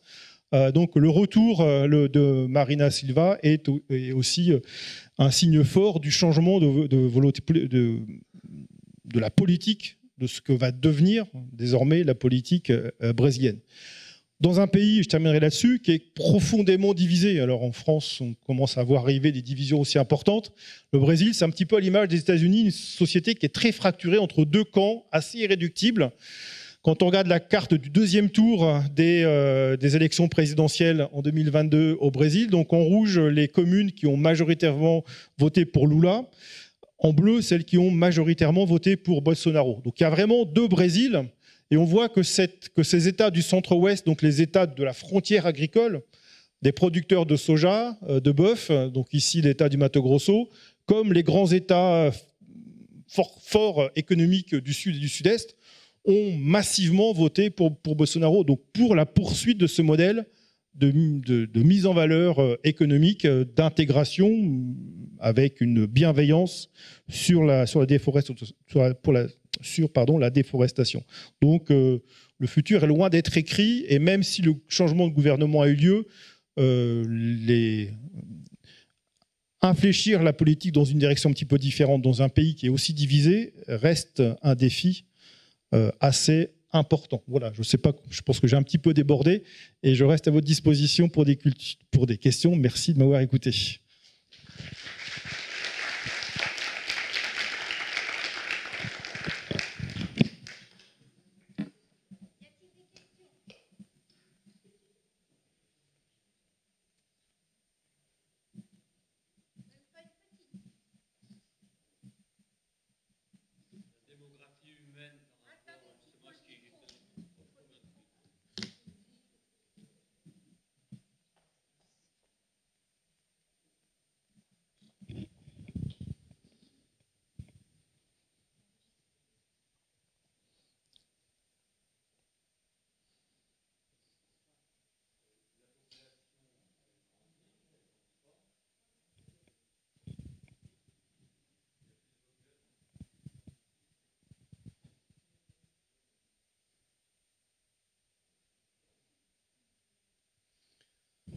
Oui. Est-ce que la population augmente aussi en même temps? Alors la population du Brésil ou du Brésil? Oui, alors le le Brésil est un peu décalé en termes de transition démographique. C'est-à-dire l'explosion démographique au Brésil a eu lieu sur les 30 ou 40 dernières années, mais le Brésil sort de la vague de croissance démographique importante. Et on est aujourd'hui à des taux de natalité et de mortalité qui sont assez proches des pays qui sont sortis de la transition démographique. Le Brésil aujourd'hui, c'est un peu plus de 210 millions d'habitants. Alors c'est un chiffre que je donne souvent à mes étudiants. Retenez 40. En 1940, il y avait 40 millions d'habitants au Brésil et en France. Voilà, donc la France avait déjà en grande partie fait sa transition démographique, la grande phase de croissance, alors même s'il y a eu le boom d'après-guerre, mais pour l'essentiel, c'était fait. Alors que le Brésil rentrait à ce moment-là dans sa période de forte croissance démographique. Aujourd'hui, la France est à 68 et le Brésil à 210, un peu plus même.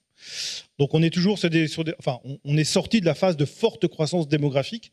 Par contre, en Amazonie, il y a toujours un peu de croissance démographique, mais il y a surtout de la migration qui continue. C'est qu'il y a toujours une arrivée de population qui n'est plus aussi intense que celle qu'elle était dans les années 70 et surtout dans les années 80.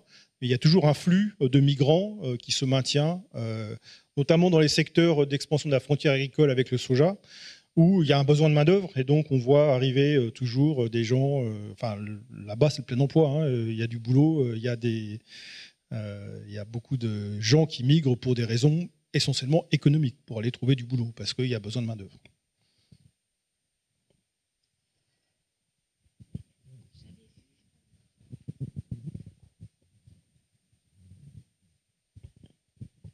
Bonsoir. Si la déforestation et la réduction de la biodiversité se maintiennent à des rythmes voisins de ceux actuels, même s'ils sont moins critiques que par le passé, est-ce qu'on peut parvenir, comme c'est arrivé, semble-t-il, au Mexique dans les années 800, avec des grandes sécheresses à la disparition des civilisations présentes à cet endroit-là, est-ce qu'on peut imaginer un effondrement de type île de Pâques et est-ce qu'on est capable de savoir à peu près à quel moment on aura une table rase complète? Alors, sur l'aspect biodiversité, n'étant pas spécialiste, je ne me prononcerai pas. Par contre, je peux parler un peu plus d'aspect climatique. Ça fait partie des points de bascule, effectivement, qui sont beaucoup étudiés depuis certaines années. C'est à partir de quand, notamment sur les marges sud et est de l'Amazonie, le système climatique, le système forêt-climat, ne serait plus favorable à la repousse naturelle de la forêt. Ce qu'on observe jusqu'à maintenant en Amazonie, c'est qu'on coupe la forêt, quand on laisse les parcelles repousser, la forêt repousse. Parce que le système climatique le permet. Donc on a encore des précipitations suffisantes pour maintenir le système forestier. Mais ça, beaucoup de modèles, notamment des travaux qui ont été faits par les collègues anglais, montrent que le point de bascule est autour de plus 2 degrés en termes de réchauffement global, ce qui serait plutôt un plus 2,5, plus 3 degrés sur l'Amazonie, et 40% de la forêt défrichée. Aujourd'hui, on est à peu près à 28% de la forêt défrichée, enfin 23-24%, et un peu plus, 28-29% d'espaces dégradés. Sur de forêts, ça ressemble encore à une forêt, mais il y a eu de l'exploitation du bois, il y a eu des feux, enfin voilà, c'est plus l'écosystème forestier. Donc on n'est pas loin de ce point de bascule. Hein. Souvent, le chiffre qui est annoncé, c'est 2040, où on serait à pas loin de 2 degrés de réchauffement, plus de 40%, enfin près de 40% de la forêt défrichée ou suffisamment atteinte par l'exploitation de l'homme, et où dans les régions sud et est, qui ne sont pas le cœur de l'Amazonie, hein, mais qui font quand même partie du biome amazonien, où la forêt ne serait plus en état de se régénérer spontanément. Donc ça, il y a pas mal d'études qui montrent ça, avec ces seuils autour d'à peu près 40% et 2 degrés, un peu plus de 2 degrés. Alors, je n'ai pas répondu sur l'aspect biodiversité.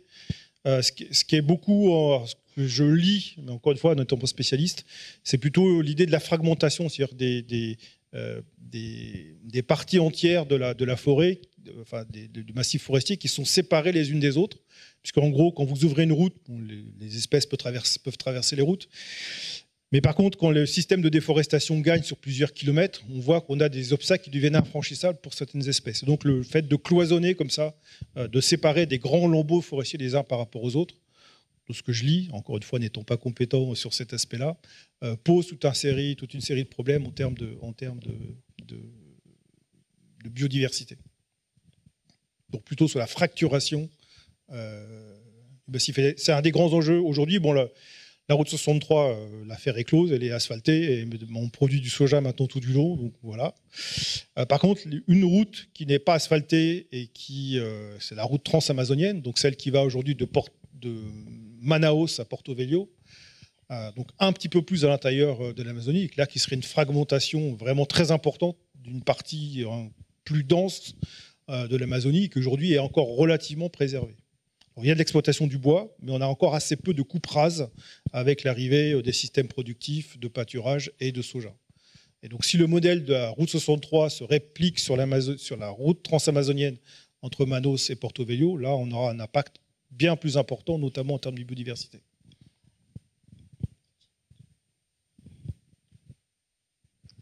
Une autre question ?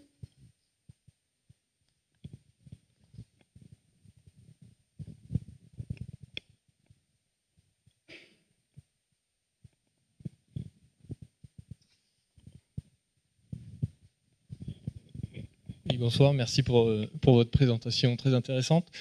Je voulais revenir sur le graphique que vous avez montré sur l'évolution de la déforestation et notamment de la période de Bolsonaro, où on a beaucoup entendu que sa politique avait eu des effets très néfastes au niveau de la déforestation, et en fait on se rend compte que il y avait des surfaces beaucoup moins importantes déforestées pendant son mandat par rapport aux périodes précédentes, dans les années 90 notamment. Donc ça c'est une découverte en fait. Moi je pensais que c'était l'inverse. Ça fait partie des mythes effectivement Ouais. qu'il faut voilà. Et les chiffres montrent que c'est pas comme ça. Et est-ce que vous pouvez nous en dire un peu plus justement sur les années Bolsonaro par rapport à ça, et du coup maintenant le fait que Lula soit revenu à nouveau au pouvoir, est-ce qu'on peut effectivement espérer quand même à nouveau une descente au niveau des surfaces déforestées dans les années à venir? Alors, j'ai un collègue qui dit souvent que la déforestation d'Amazonie, c'est un peu comme le Titanic. C'est-à-dire que c'est des mouvements c'est un mouvement qui se cumule et dont il est difficile d'infléchir rapidement l'évolution. Quand Lula arrive au pouvoir en 2000, il est en pleine phase de croissance du soja et du front pionnier, et il faut attendre 2005 donc, pour que véritablement la courbe commence à s'infléchir. Et vraiment, donc j'ai parlé du programme de surveillance, de contrôle de l'Amazonie qui est mis en place en 2004. Il y avait quelques législations auparavant qui avaient commencé à faire infléchir les choses, mais ça prend du temps. Et 2004, le renversement, il s'est fait pas uniquement, comme j'ai expliqué, pour des raisons politiques, mais aussi parce qu'il y a eu un contexte économique. Je n'ai pas expliqué aussi que 2005-2006, c'est 2 années climatiques très pluvieuses où les producteurs de soja se prennent pleine maladie, que la production se casse la figure, donc ils perdent de l'argent, donc ils n'ont pas de quoi investir pour aller défricher plus loin. Enfin, à chaque fois, c'est des causes complexes et qui se cumulent pour expliquer des inversions de tendance. L'inversion de tendance qui se produit en 2012, c'est aussi donc c'est plus Lula qui est au pouvoir, mais c'est Dilma Rousseff. Donc c'est en théorie la continuité de la politique pro-environnementale qui a été menée par Lula, mais dont on voit déjà poindre avec le code forestier le poids plus fort du lobby rural. Et un contexte économique où la demande de produits de soja en Chine explose et où la demande économique mondiale est tellement forte qu'elle emporte tout. Et donc, on voit que 2012, 14, 16, ça commence. Vous voyez que la courbe s'est déjà inversée. Alors, c'est timide. On était quelques-uns à s'inquiéter, mais tout le monde disait oui, mais non, mais ça va. Vous voyez, ça monte, ça descend d'une année sur l'autre. Et puis en fait, dès que les vannes sont ouvertes avec l'arrivée de Bolsonaro, donc Bolsonaro arrive fin 2018, dès 2019, on voit que ça grimpe. Donc il y a un contexte économique qui est redevenu plus favorable jusqu'à ce que récemment l'Europe et d'autres pays commencent à dire non, on revient sur le moratoire du soja. Mais voilà, ça prend du temps. Donc c'est 2, 3, 4 ans avant que les choses s'inversent. Et encore une fois, mis à part la réforme du code forestier en 2012, pour l'essentiel, ce qui va faire bouger les choses, c'est véritablement les moyens mis sur les organismes de contrôle. La loi brésilienne sur l'environnement, elle est beaucoup inspirée de ce qui se passe en France et en Europe. La loi, elle est plutôt pas mal, donc sur les textes, c'est plutôt bien fait.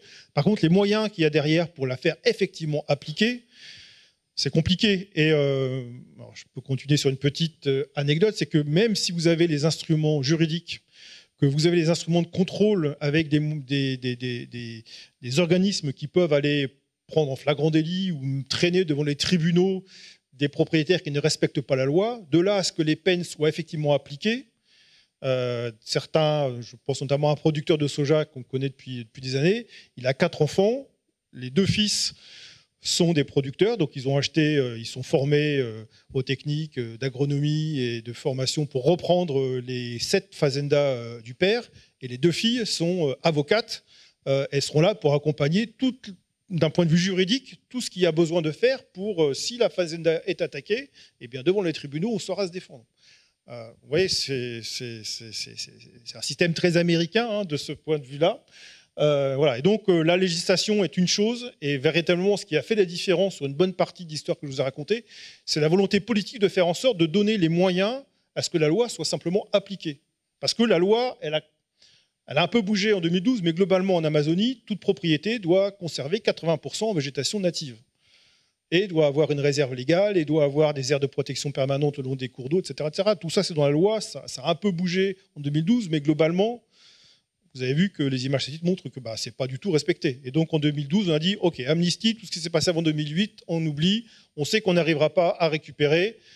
Voilà. Par contre, tout ce qui va se passer après, maintenant, vous allez voir ce que vous allez voir. On a vu, 2018-2019, Bolsonaro, il a coupé les crédits à la SEMA et à l'IBAMA, et donc l'illégalité est repartie de plus belle. Donc, ce qu'on espère, et c'est ce qu'a commencé à mettre en place Lula, c'est que ces organismes de contrôle récupèrent les moyens humains, les moyens financiers, pour effectivement faire en sorte que simplement on respecte la loi. Et ce qui est déjà pas une mince affaire. Et encore une fois, sur 4 millions de kilomètres carrés pour la seule Amazonie brésilienne. Donc la commune d'Alta Floresta, qui est grande comme 2 départements français, au début de la surveillance de la protection de la loi environnementale, ils étaient 20. Sous Bolsonaro, ils n'étaient plus que 2, je crois. Donc, bon, qu'est-ce que vous voulez faire sur 20 000 km², 2 personnes pour contrôler la législation environnementale, c'est juste pas possible. Il y a un peu plus, quand on met bout à bout la police de l'eau, etc., ça fait quand même beaucoup plus...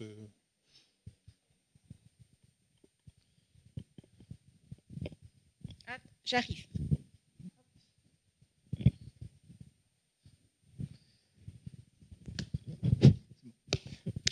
Oui, merci pour votre intervention.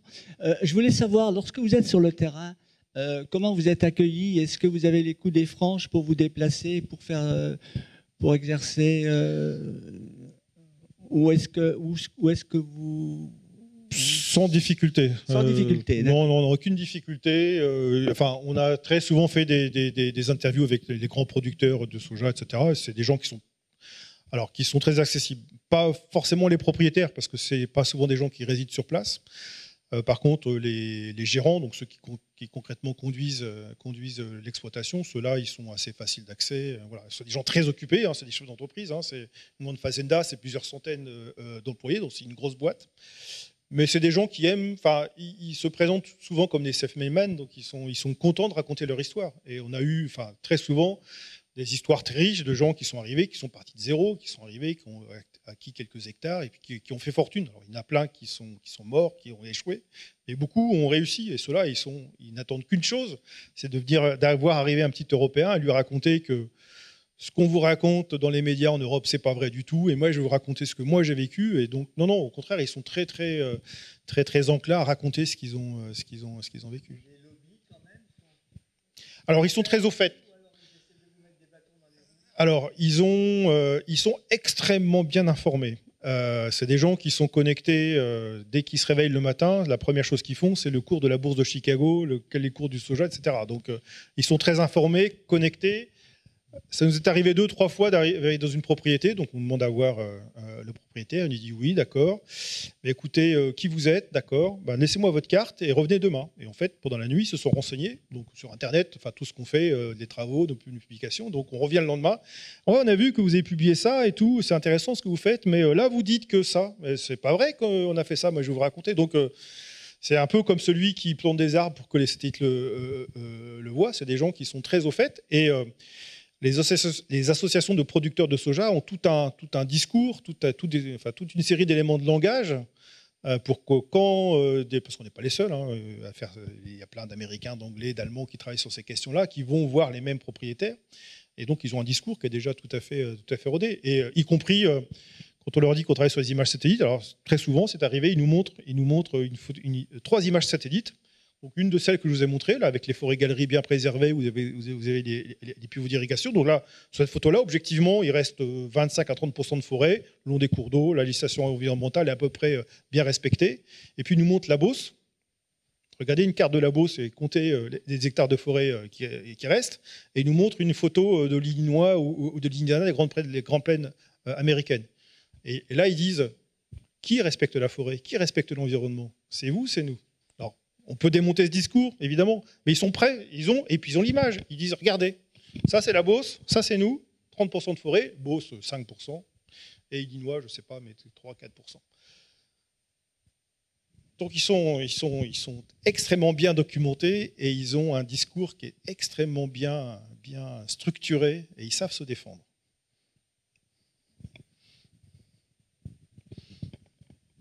Quelle est la différence en matière de puits carbone entre la forêt primaire primitive et l'agriculture intensive?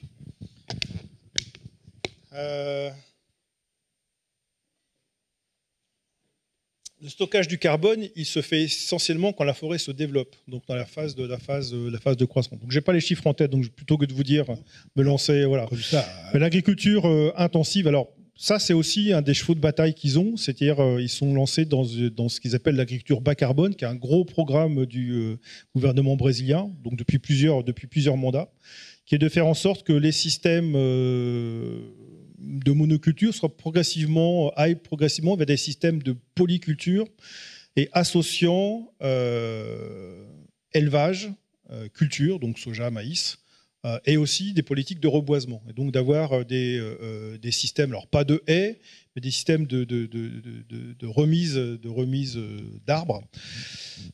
Voilà. Et donc il y a beaucoup d'études qui montrent au Brésil, avec des techniques agronomiques qui sont connues, que le stockage du carbone peut être une voie de sortie pour l'agriculture intensive brésilienne dans ces systèmes agro-silvo-pastoraux, c'est ça, en mettant ensemble ces trois choses-là.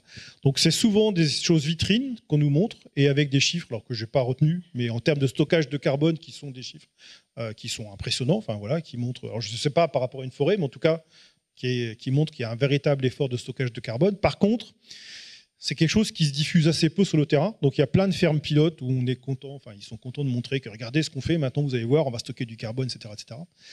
Par contre, la plupart des producteurs qui ne sont pas passés à ce système-là disent c'est bien joli, mais en fait ça suppose qu'on sache cultiver, être éleveur. Alors historiquement, les éleveurs et les cultivateurs, c'est pas les mêmes. Au Brésil, pendant longtemps, c'était deux mondes différents, d'ailleurs, qui se rejetaient la balle pour savoir qui défrichait le plus que l'autre. Et alors l'exploitation du bois, c'est encore un autre métier. Et donc très souvent, en fait, il y a un manque de main-d'œuvre formée pour pouvoir, au sein d'une exploitation, conduire en même temps la technique de culture intensive de soja, maïs, coton, etc. L'élevage, qui c'est pas les mêmes choses. Enfin, chez nous, on est habitué à avoir des systèmes de polyculture, élevage, c'est des choses qui font partie de notre paysage. Là-bas, c'est des mondes assez différents. Et donc, revenir dans des exploitations qui savent faire ces trois choses-là en même temps, c'est des choses qui sont assez peu développées à l'heure actuelle. Même s'il y a plein d'expériences pilotes et vitrines qui montrent qu'en termes de stockage de carbone, ça peut être une alternative intéressante. Donc, je n'ai pas donné ce chiffre parce que je ne vais pas m'aventurer sur un terrain qui n'est pas directement le mien. Mais en tout cas, ça, c'est un gros programme à l'heure actuelle du gouvernement brésilien qui n'a pas été mis en place ni par Lula ni par Bolsonaro. Ça fait plusieurs mandats que c'est en place. Agriculture bas carbone, à la fois pour limiter les émissions et aussi développer des techniques où le stockage de carbone dans le sol soit plus efficace, plus important qu'il ne l'est dans les systèmes actuels. Le plan ABC, vous trouverez ça facilement sur Internet. Oui, les réserves de terre sur lesquelles vivent les Indiens, les peuples originaux, sont respectées plus ou moins, pas du tout, diminuent de plus en plus? Alors, la délimitation d'une terre indigène au Brésil, c'est un processus législatif complexe qui prend souvent plusieurs décennies. Donc, il y a plein de territoires indigènes qui ont été identifiés, mais qui sont pas encore démarqués. Donc, il y a déjà une grosse imprécision là-dessus. En gros, ce statut de terre indigène plus ou moins consolidé, c'est à peu près 20% de la surface de l'Amazonie, donc c'est pas neutre. Alors, pardon, c'est terre indigène plus parcs nationaux. Donc en gros, tous les systèmes de conservation qu'on peut trouver en Amazonie. Donc c'est un cinquième de l'Amazonie, donc c'est pas mince. Et la population indigène en Amazonie, c'est moins de 200 000 personnes, donc c'est pas beaucoup. Et d'ailleurs, c'est un des arguments des producteurs, c'est pourquoi laisser 20% de l'espace à 200 000 personnes. Bon, bref, mais ça, c'est leur argumentation.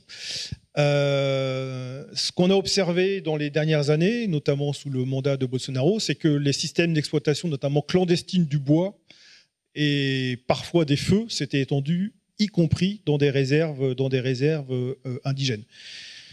Alors, là aussi, ce n'est pas toujours facile de faire le compte, puisque certains de ces peuples autochtones, comme on dit, pratiquent l'agriculture sur brûlis. Donc il faut après faire la part entre l'agriculture sur brûlis, qui fait partie de leur mode de vie, et puis des incendies non contrôlés, en général qui partent des parcelles de fazenda qui sont juste à côté, et qui, hop, pas de chance, débordent dans la forêt théoriquement protégée qui est juste à côté. Donc ça, oui, c'est des choses qu'on a observées. Ce n'est pas massif. De façon générale, les parcs nationaux, les parcs d'État, parce que comme c'est un État fédéral, il y a aussi des statuts protégés au niveau des États, donc c'est un peu moins bien contrôlé, mais les parcs fédéraux, les grands territoires indigènes bien installés, donc ceux dont on entend souvent parler, les Yanomami, les Kayapo, tout ça, ça a plutôt bien résisté. D'autres un petit peu moins. Et puis, il y a aussi la question des invasions des orpailleurs dans ces réserves-là, qui est aussi un grand défi. Et alors là, qui pas forcément défrichent beaucoup, encore qu'ils ont un impact très fort sur le fonctionnement des cours d'eau où l'or est extrait, mais qui, par contre, l'extraction de l'or qui utilise le mercure, comme vous savez, qui s'accumule dans la chaîne alimentaire, là, pose des défis sanitaires extrêmement préoccupants. Bonsoir, oui, ça marche. Moi, j'avais une question, c'était est-ce que il y a encore aujourd'hui des grandes puissances comme la Chine, l'Europe ou les États-Unis qui mettent des pressions sur les agricultures brésiliennes, notamment de soja, et est-ce qu'elles sont au même niveau que celles qu'il y avait au début des années 2000? Et sinon, est-ce qu'on peut les remettre en place, notamment avec le changement de présidence? Oui, alors Brésil et Chine sont deux pays qui collaborent très étroitement, pas seulement sur le plan de l'agroalimentaire, sur le plan des technologies spatiales, par exemple. Il y a des satellites, par exemple, qui sont construits en commun entre la Chine et le Brésil. Il y a d'autres industries qui collaborent de façon étroite. Et il est très clair que l'agriculture chinoise, enfin les industries alimentaires chinoises ont besoin d'être alimentées par le soja brésilien. Donc c'est un partenaire économique. Voilà, mais l'Europe aussi importe du soja brésilien, alors, moins que les Chinois, mais voilà, c'est aussi notre responsabilité. Donc le partenariat il est étroit et faire en sorte que ça change rapidement sur le lien et l'importation massive de soja brésilien par la Chine, c'est pas quelque chose qui va changer du jour au lendemain, parce que la Chine est dans l'incapacité de produire la quantité de tonnes de soja qui arrive du Brésil, d'Argentine et autres. Alors oui, du coup, par contre, je pense qu'en Europe, et le retour du moratoire qui est revenu l'an passé, ça, c'est des choses sur lesquelles on peut agir. En tout cas, nous, pays européens, où l'importation, elle est importante, mais elle n'est pas économiquement irremplaçable. Enfin, il y a d'autres solutions qui existent. Et donc là, c'est clairement une volonté politique, mais enfin, c'est aussi une volonté individuelle de faire en sorte que le soja, il sert à nourrir la viande qu'on consomme après. Donc c'est aussi, c'est pas qu'un problème politique, enfin, c'est aussi des choix individuels qu'il y a derrière. Donc on a une responsabilité et on peut faire en sorte qu'en tout cas en Europe, les choses peuvent changer.